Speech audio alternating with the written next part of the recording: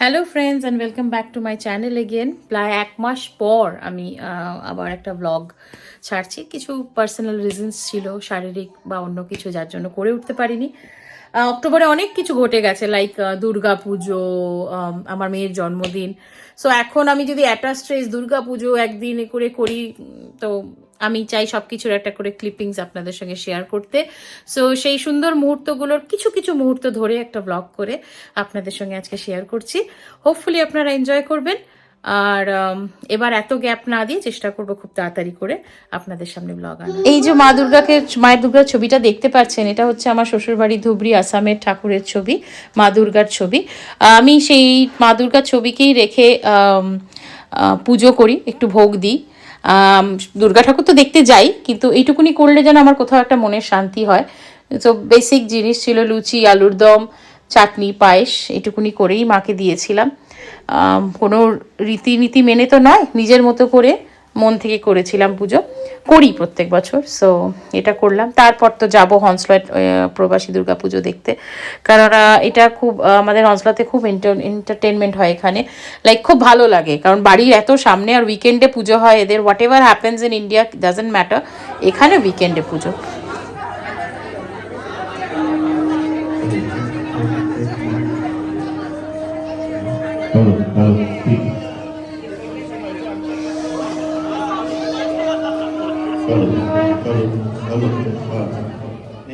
Close look প্রত্যেক বছর এই ঠাকুরই থাকে। আমরা যখন বরণ করি দেখাবো বরণের পর্বটা। একটা ছোট্ট পেতলের ঠাকুরকে বরণ করি, আর এই ঠাকুরকেই রোল করে মুড়ে আবার রেখে দেওয়া হয় প্রত্যেক বছর এই ঠাকুরকে। ইটস নট পসিবল টু ভাসান করা and everything every year here. So এইভাবেই চলে। তো এই দিনটা এভাবেই কাটলো।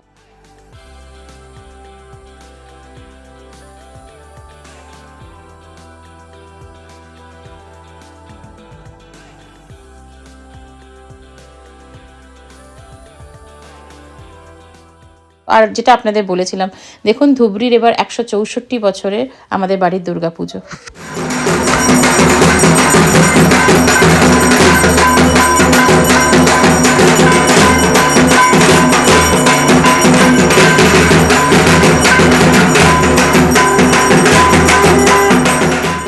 এখানে ঠাকুর দালানে সব মহিলারা মিলে 108টা প্রদীপ আর এরমভাবে কচু পাতার উপর প্রদীপ দিয়ে সন্ধি পুজোটা হয়।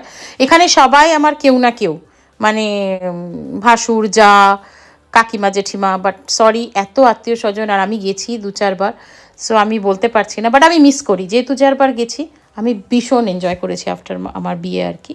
আমি মিস করি, বাট যেহেতু আমার ছেলে মেয়েদের study session starts from September, এই সময় ছুটি নিয়ে যাওয়া সম্ভব হয় না। So I really miss this পুজো। ভবিষ্যতে হয়তো কোনো সময় আবার মায়ের দর্শন পাবো সামনের থেকে। সো চলে আসলো পরের দিন আবার আমরা সবাই মিলে গেছিলাম ওই মণ্ডপেই, হন্সলা বললাম না, ওখানেই আমরা ডেরা গেড়ে বসি আর কি। তো ভালোই লাগে বেশ। সো এই ছিল লুক। আমি সব কিছু জায়গারই ছোট ছোট করে ক্লিপিংস দিচ্ছি, বিশাল বড় ভিডিও প্রত্যেক দিনের। হয়তো তখন যদি আমি ভিডিওটা শেয়ার করতে পারতাম তাহলে সেটা এনজয়মেন্টের হতো। এখন এটাই ছিল লুক, এটা দেখে নিন। আমরা শাড়ি টাড়ি বেশ পরেছি এবার। সো এই শাড়িটা আমার মা আমাকে গুয়াহাটি থেকে এনে দিয়েছে। It's an what you called mekhela chador. সো খুব ভালো লাগে এটা। তো এইটা ছিল আমাদের সবার লুক। তো সেই দিনটা এভাবে শেষ হলো। মজার ব্যাপার, টুইঙ্কেল এসে গেছিলো। টুইঙ্কেল আগের বছরে পুজোর সময় এসেছিলো, এবারও এসেছিলো। আর সেই এসেছে বলে সেই দিনটা আমরা লাস্ট, মানে আমাদের এখানে যে বরণ হয়ে ভাসান হয় ঠাকুরের, আগের দিনটায় আমরা গেছিলাম ইলিংয়ের ঠাকুরটা দেখতে। সো দেখুন সবাই মিলে, এটা হচ্ছে ইলিংয়ের ঠাকুর। আর ভালোই হয়, বেশ একটা পার্কের মধ্যে পুজোটা করে। It's quite different from Hounslow one. So ভালোই ছিল, বেশ মজাই করছিলাম। আর শানের দেখুন সারা দিন ওর ন্যাপকিনের দরকার হয়। আমি আই ডোন্ট নো কী হয় ওর নাকে সবসময়। এই যে কী সুন্দর লন্ডন শারদোৎসব দিয়ে লাইটিংটা করেছে, দেখুন মনটা বেশ ভালো লাগলো। গিয়ে একটু অন্যরকম ফিল হলো। সবসময় তো হন্সলের পুজোটায় থাকি, বেশ মজা করেছিলাম। কিন্তু আমরা ফেরার সময় আবার ওখানে গেছিলাম হন্সলে, আবার নিজেদের চেনাশোনা ডেরায়, কারণ টুইঙ্কেল পরের দিন বরণ দেখবে, ঠাকুর দেখতে পাবে না, তাই ওকে নিয়ে দেখাতে গেছিলাম। আর তার ফাঁকে একটু ফুচকা খেয়ে নিলাম। বাঙালি আর ফুচকা টেস্ট যাই হোক, সেটা ছাড়ার কোনো ইচ্ছা থাকে না।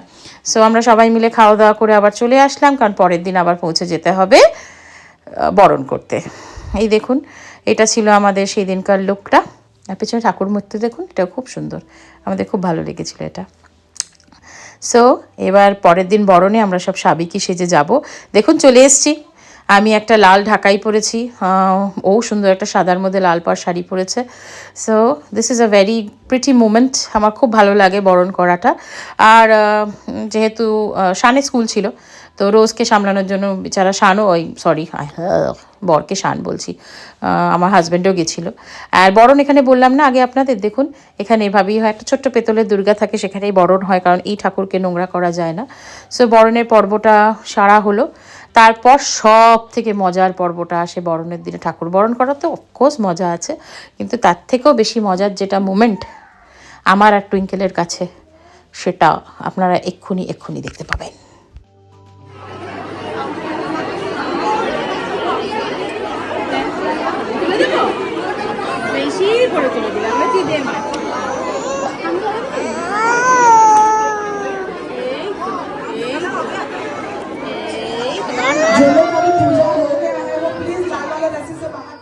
ওয়ান অফ দ্য বিউটিফুল হচ্ছে এই সিঁদুর খেলা, চেনো না চেনো সবার সঙ্গে সবাই হাসি মুখে সিঁদুর খেলে।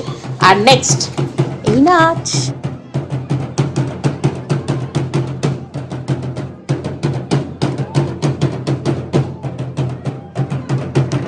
এই নাচানাচি যখন হয় তখন ভেতরে যেমন একটা আনন্দ থাকে যে নাচ করছি, মজা করছি সবার সঙ্গে, সেই আনন্দটার সঙ্গে একটা দুঃখ মিশ্রিত থাকে যে দুর্গাপুজোটা শেষ হয়ে গেল। এই এত এনার্জি, এত আনন্দ, সাজা গোজার মজা করার আবার 1 বছরের অপেক্ষা, আসছে বছর আবার হবে।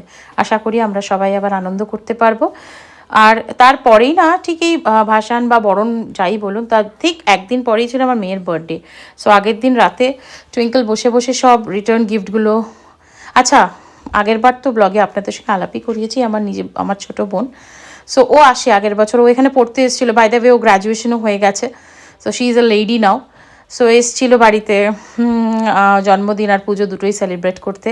সো কি দেখুন হেল্প করছে, কত ম্যাচিওর্ড লাগছে না, কি ভালো লাগছে।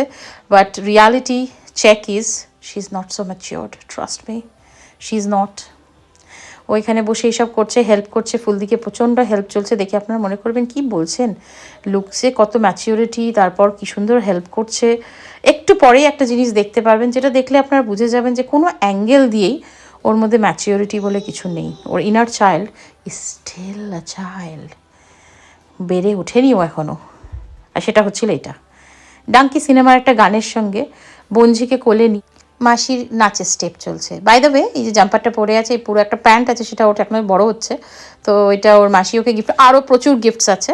So this are one of that. তো এই হচ্ছে এই পাগলামু চলছিল, আর ওদিকে অনির্বাণ রতনু মিলে সব কিছু অ্যারেঞ্জ করছিল ফর নেক্সট ডে।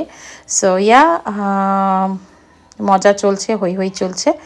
সো এর পরের দিনই আমাদের মজার দিন, আমার মেয়ের জন্মদিন। দেখুন it's our second birthday. So আমি বললাম না প্রচুর ভিডিও মিসিং, প্রচুর জিনিস মিসিং। আমি এবার খুব গাফিলতি হয়ে গেছে নানা রকম ভিডিওতে আর এতে, যেগুলো আপনাদের সামনে তুলে ধরতে পারিনি। যেটুকুনি আমি পেয়েছি সবার থেকে যারা করেছে পাঠিয়েছে, তবে সেইটুকুনি আপনাদের সামনে তুলে ধরলাম। এটা তো বাই দ্য ওয়ে আমার বাড়িতেই করা ছিল, মানে অকেশনের আগে। সো সবাই রেডি হয়ে গেছে। আর এই গেটে যে ডিজাইনটা হয়েছে এটা পুরোপুরি টুইঙ্কেল সাজেস্ট করেছিল আমার। This is the lovely cheese platter, খুব হিট ছিল সেদিনকে। তারপর অ্যাজ ইউজুয়াল চলে আসলো সবাই, মজা হবে, গিফট পেতেও শুরু করে দিল রোজ। আর এরপর আর কি কেক কাটাকাটি, খাওয়া দাওয়া, হইচই। তারপর আবার যে যার বাড়ি। আর এই বার্থডে আসবে আসবে আসবে, এইটুকুনি আনন্দ, মনের কোনায় এগুলো সব স্মৃতি হয়ে থাকবে, সবার সঙ্গে আনন্দ করার মুহূর্তগুলো। আর ওটাই তো, তার জন্যই তো ভিডিও বলুন, যাতে সবগুলো পরে দেখে আবার আনন্দ পেতে পারি। তো যেটুকুনি আমার কাছে ভিডিও ছিল সব কিছু সেটুকুনি আপনাদের সঙ্গে শেয়ার করে। শানের বন্ধু এসছে, আরও আসবে, আর বাদবাকি সবাই চলে এসছে। So yeah most of the thing কি সবাই এসে গেছে, ব্যাবিরাও এসে গেছে। So yeah we gonna have the party, the cake cutting thing এখন হবে। তারপর কচি কাঁচা সবাইকে নিয়ে বসে হই হই করে মেয়ের কেক কাটা হলো। কেকটা অসাধারণ একটা কেক ছিল, ফ্রুটস বাটারফ্লাই কেকের পুরো ইয়ে ছিল, তার মধ্যে ফ্রুটস দেওয়া। ইট ওয়াজ আ লাভলি কেক। সো আমরা খুব খুব মজা করলাম, মায়ের সেকেন্ড ইয়ারের বার্থডেটা খুব সুন্দর করে কাটলো। তারপর কি আর খাওয়া দাওয়া, সাম লেজি মোমেন্টস, আর তো কিছু না। সবাই মিলে এরমই আনন্দ করতে করতে দিনটা কেটে গেল। মেয়ের অলরেডি ড্রেস চেঞ্জ হয়ে গেছে। সো ইয়া হয়ে গেল কমপ্লিট দুর্গা পুজো আনন্দ, মেয়ের জন্মদিনের আনন্দ, সব কিছু হয়ে গেল। সো আবার নতুন ব্লগ নিয়ে আমি খুব তাড়াতাড়ি আসার চেষ্টা করব। সত্যি এবার খুব দেরি হয়ে গেল আসতে। আর যদি আমার ব্লগটা ভালো লেগে থাকে please do like share and subscribe my channel. আবার দেখা হবে নতুন একটা ব্লগে নতুন কিছুর সাথে। টিল দেন, যেটা আমি সবসময় বলি, ভালো থাকবেন, সুস্থ থাকবেন, and please do keep on smiling. খুব শীঘ্রই দেখা হবে। Till then, bye by.